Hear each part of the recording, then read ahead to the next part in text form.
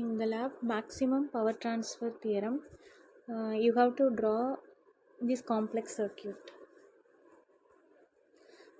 and also to find VTH circuit வரையணும். அதே மாதிரி to find RTH circuit, to find IL circuit. இந்த மூணுமே வந்துட்டு இந்த 4 சர்க்கியூட்மே வந்துட்டு உங்களுடைய லேபோடைய லெஃப்ட் சைடு, அதாவது இப்போ நீங்கள் ரைட் சைடில் experiment name verification of maximum power transfer தெரிஞ்சுங்க, லெஃப்ட் சைடில் இந்த 4 சர்க்கியூட் டயக்ராமே கண்டிப்பாக இருக்கணும். ஓகேவா? நெக்ஸ்ட் பேஜில் திருப்பிட்டு நீங்கள் எது வரையணும் அப்படின்னா அந்த டேப்லேஷன். இப்போது மேக்ஸிமம் பவர் ட்ரான்ஸ்ஃபர் தியரம் எங்கே இருக்குது? இந்த மாதிரி மேக்ஸிமம் பவர் ட்ரான்ஸ்ஃபர் தியரமுக்கு ஒரு டேப்லேஷன் இருக்கும். ஓகேவா? ஸோ இதில் வந்துட்டு இந்த டேப்லெட் காலம் போட்டுட்டு மேலே 4 வேல்யூ இருக்குது. அதாவது தெவெனின்ஸ் ரெசிஸ்டன்ஸ் RTH கண்டுபிடிக்க போகிறோம் கால்குலேஷன் வச்சு. அதையவே அங்கே வந்து மெஷர் பண்ணியும் RTH கண்டுபிடிக்க போகிறோம். அதே மாதிரி VTH இருக்கு இல்லையா, அதே மாதிரி மெஷர் பண்ணியும் கண்டுபிடிக்க போகிறோம், தியரட்டிக்கலாகவும் கண்டுபிடிக்க போகிறோம். ஓகேவா? ஸோ இது அதுக்கப்புறம் டேப்லேஷனில் பார்த்தோன்னா ஒரு 10 ரெசிஸ்டன்ஸ் வேல்யூஸ் இருக்குது. 100லேருந்து 900 வரைக்கும் கொடுத்துருக்காங்க. இந்த 900 வேல்யூ வரைக்கும் எழுதிக்கோங்க. லோட் ரெசிஸ்டன்ஸில் மெஷர்டு வேல்யூ தேவையில்லை, ஜஸ்ட்டு வந்து தியரட்டிக்கல் வேல்யூ மெஷர்டு வேல்யூன்னு இருக்கு இல்லையா, அதில் வந்துட்டு நீங்கள் அதை எழுத வேணாம். லோட் ரெசிஸ்டன்ஸ்னு போட்டுட்டு அந்த 10 வேல்யூவும் லிஸ்ட் டவுன் பண்ணிவிட்டு லோட் கரண்ட் எழுதும்போது வேணால் theoretical value measured value, power எழுதும்போதும் தியரட்டிக்கல் வேல்யூ மெஷர்டு வேல்யூன்னு எழுதுங்க. புரிஞ்சுதா?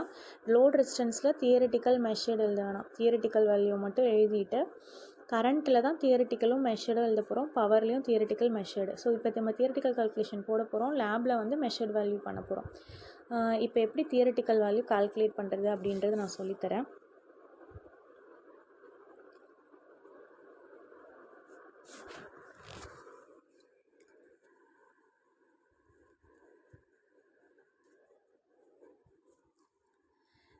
இப்போ பார்த்தோம் அப்படின்னா மேக்ஸிமம் பவர் ட்ரான்ஸ்ஃபர் தியரமோட அந்த காம்ப்ளெக்ஸ் சர்க்கியூட் இருந்துச்சுலே, அதுதான் இந்த சர்க்கியூட் டயக்ராம். அதாவது வோல்டேஜ் இருக்குது, R1 இருக்குது, R2, R3, அதுக்கப்புறம் வந்துட்டு லோட் ரெசிஸ்டன்ஸ் இருக்குது. ஓகேவா? ஸோ இப்போ நம்ம மேக்ஸிமம் பவர் ட்ரான்ஸ்ஃபர் அப்படின்றது எப்போ வந்து மேக்ஸிமம் பவர் லோடுக்கு போகும் அப்படின்னா நம்மளோட ஹோல் சர்க்கியூட் இருக்க RTheveninனும் RLும் ஈக்குவலாக இருக்கும்போது அப்படின்னு சொல்லிட்டு நம்ம கிளாஸில் டெரிவேஷன்லாம் பார்த்தோம் இல்லையா. ஸோ இது ஃபஸ்ட்டு சால்வ் பண்ணுறதுக்கு நம்ம தெவெனின்ஸ் தியரம் தெரிஞ்சுக்கணும். ஸோ நம்ம ஃபஸ்ட் ஸ்டெப் பார்த்தோம்னா VTH கால்குலேட் பண்ணோம்.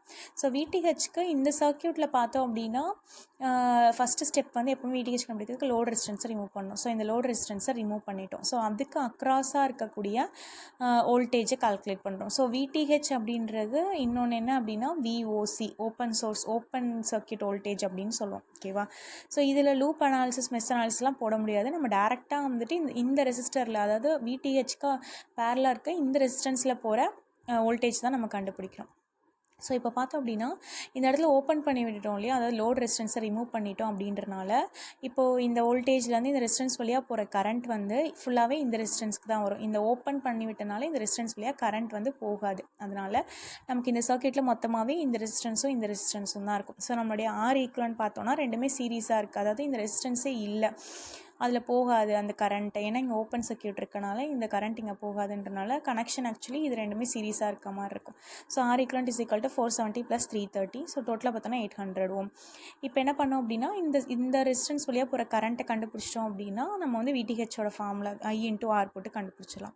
ஸோ இதில் போகிற கரண்ட் வேணும் அப்படின்னா R equivalent தெரியும். ஸோ V/R equivalent நம்ம வந்து எப்போவுமே ஃபஸ்ட்டு 5, 6, 7ன்னு வச்சுப்போம் இல்லையா. இங்கே ஒரே ஒரு வோல்டேஜ் வச்சு தான் செய்ய போகிறோம். ஸோ நம்ம 5 வோல்ட் எடுத்துக்கிறோம். R equivalent 600. ஸோ டிவைட் பண்ணி வேல்யூ போட்டாச்சு. அதே மாதிரி VTH அப்படின்னா I × R. I அப்படின்றது இந்த சர்க்கியூட்டில் ஆல்ரெடி கண்டுபிடிச்சிருக்க கரண்ட்டு, அண்ட் R3 அப்படின்றது தான், அதாவது இந்த ரெசிஸ்டன்ஸ்க்கு பேரலாக தான் வந்துட்டு நம்ம VTH கண்டுபிடிக்கிறோம் இல்லையா. அதனால் 330 Ω அப்படின்னு போட்டுட்டு அதோடைய VTH வேல்யூவை கண்டுபிடிச்சாச்சு. ஸோ ஃபர்ஸ்ட் வந்து VTH வேல்யூ கண்டுபிடிச்சாச்சு. நெக்ஸ்ட் இதில் வந்து லூப் அனாலிசிஸ் போட முடியாது. ஸோ இங்கே இருக்கிறதே 2 ரெசிஸ்டன்ஸ் தான் இருக்குது. 3வது ரெசிஸ்டன்ஸ் ஓப்பன் சர்க்கியூட்னால அங்கே கரண்ட் ஃப்ளோ நடக்காதுன்னு சொல்லிட்டோம். ஸோ இது ரெண்டையுமே ஆட் பண்ணிவிட்டு இதில் I கண்டுபிடிச்சிட்டு அந்த I × R பண்ணோம் அப்படின்னா நமக்கு VThevenin கிடச்சிரும். இது சிம்பிளான கால்குலேஷன் தான். நெக்ஸ்ட்டு பார்த்தோன்னா RTH. ஸோ RTH கண்டுபிடிக்கிறதுக்கு 2 ஸ்டெப் இருக்கு இல்லையா. ஃபஸ்ட்டு லோட் ரெசிஸ்டன்ஸ் ரிமூவ் பண்ணிடணும். இங்கே வந்துட்டு இங்கே வந்து short circuit the voltage source. இப்போ நம்மளோடதில் வோல்டேஜ் சோர்ஸ் தான் இருக்கு இல்லையா சர்க்யூட்டில். ஸோ அந்த வோல்டேஜ் சோர்ஸ் இந்த பக்கம் ஒரு வோல்டேஜ் சோர்ஸ் இருக்கு இல்லையா, அதை வந்து ஷார்ட் சர்க்யூட் பண்ணிட்டோம், லோட் ரெசிஸ்டன்ஸை ரிமூவ் பண்ணிட்டோம். இப்போ நமக்கு வெறுமனே 3 ரெசிஸ்டன்ஸ் மட்டும்தான் இருக்கும். இதோட ஹோல் ஈக்குவலன்ட் சர்க்யூட்டை கண்டுபிடிக்கணும். ஸோ ஃபஸ்ட்டு பார்த்தோன்னா இந்த ரெண்டுமே வந்து பேரலாக கனெக்ட் ஆகிருக்கு இல்லையா, அதனால் 470 × 330 டிவைட் பை 470 + 330 போட்டிங்கன்னா பேரலல் ரெசிஸ்டன்ஸோட வேல்யூ கிடச்சிரும். நெக்ஸ்ட் இந்த ரெண்டோட பேரலும் இதுவும் சீரீஸாக இந்த மாதிரி கனெக்ட் ஆகிருக்கும். ஸோ அது ரெண்டையும் நம்ம டேரெக்டாக ஆட் பண்ணோம் அப்படின்னா நமக்கு ஆர்டிஹெச்சோட வேல்யூ கிடச்சிரும். ஓகேவா. ஸோ இதுதான் ஃபர்ஸ்ட் ஸ்டெப். பவர் மேக்ஸிமமில் அஸ் யூஷுவல் டயக்ராம்லேருந்து VThevenin கண்டுபிடிக்கிறோம், இங்கே VTH வேல்யூ கண்டுபிடிக்கிறோம், அதே மாதிரி RTH வேல்யூ கண்டுபிடிச்சோம் தியரிட்டிக்கலாக. ஓகேவா. இப்போது நம்மளோட டேப்லேஷனில் பார்த்தோம் இல்லையா, ஃபஸ்ட்டு வந்து லோடோட வேல்யூ 100 Ω இருந்துச்சு. ஓகேவா. ஸோ லோடோட வேல்யூ 100 Ω இருந்துச்சு அப்படின்னா பவர் என்ன, கரண்ட், அதாவது லோட் கரண்ட் என்ன, பவர் என்ன அப்படின்றது கண்டுபிடிக்கணும். ஸோ லோட் 100 Ω இருக்கனால இப்போ IL கண்டுபிடிக்கணும். IL வந்துட்டு VTH divide by RTH + RL. ஏன்னா இது நம்ம தெவெனின் தியரம் படி தானே நம்ம VTH RTH கண்டுபிடிச்சிருக்கோம். ஸோ அதை வச்சு லோட் கரண்ட்டை VTH ஆல்ரெடி வேல்யூ பட்டிருக்கோம், RTH கண்டுபிடிச்சிருக்கோம், சப்ஸ்டியூட் பண்ணி RLலும் நம்ம 100ன்னு எடுத்திருக்கோம் இல்லையா, அதை வச்சு IL கண்டுபிடிச்சிட்டோம். ஓகேவா. ஸோ இங்கே இன்டூ 10⁻³ வந்திருக்கும், அதுதான் நான் மில்லி ஆம்ஸ் அப்படின்னு எழுதியிருக்கேன். அதே மாதிரி இப்போ IL தெரியுது,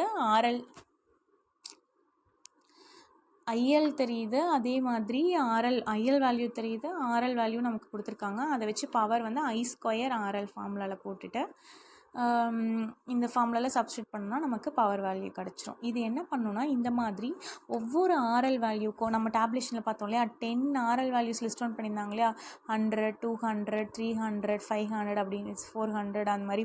ஸோ அந்த மாதிரி 10 RL வேல்யூக்கும் ILையும் PLையும் நீங்கள் தனித்தனியாக கால்குலேஷன் போட்டுட்டு நம்ம அந்த ரெக்கார்டில் டேப்லர் காலம் பார்த்தோம் இல்லையா, அதில் ILோடைய தியரிட்டிக்கல் வேல்யூ இருக்கும் இல்லையா, அதில் நீங்கள் எழுதியிருக்கணும். அதே மாதிரி PLோடைய தியரிட்டிக்கல் வேல்யூலையும் டேப்லேஷனை ஃபில் பண்ணியிருக்கணும். இதுதான் நீங்கள் வந்து மண்டே வரும்போது கொண்டு வர வேண்டிய லேப் கால்குலேஷன். இது மேக்ஸிமம் பவர் ட்ரான்ஸ்ஃபர் தியரம்க்கு. ஓகேவா. ஸோ ஒன்றும் இல்லை, ஃபஸ்ட்டு சர்க்யூட்லேருந்து VTH கண்டுபிடிக்கிறீங்க. இங்கே வந்து லூப் அனாலிசிஸ்லாம் கிடையாது, டேரெக்டாகவே R ஈக்குவலண்ட் I கண்டுபிடிச்சி V கண்டுபிடிச்சிடலாம். அதே மாதிரி RTH கண்டுபிடிக்கிறதுக்கு உங்களுக்கு தெரியும், சோர்ஸ்லாம் வந்து ஷார்ட் பண்ணிடுவோம் வோல்டேஜை, அப்புறமா லோடை ரிமூவ் பண்ணிவிட்டு பேரலல் சீரிஸ் காம்பினேஷனாக RTH கண்டுபிடிச்சாச்சு. நெக்ஸ்ட்டு ஒவ்வொரு RL வேல்யூக்கும் IL வேல்யூவும் PL வேல்யூ பவர் வேல்யூவும் கண்டுபிடிக்கணும். அதே மாதிரி 10 RL வேல்யூக்கும் கண்டுபிடிச்சி அந்த டேப்லேஷனை ஃபில் பண்ணிங்கன்னா இந்த மேக்ஸிமம் பவர் ட்ரான்ஸ்ஃபர் தியரம் வந்துட்டு முடிஞ்சுது.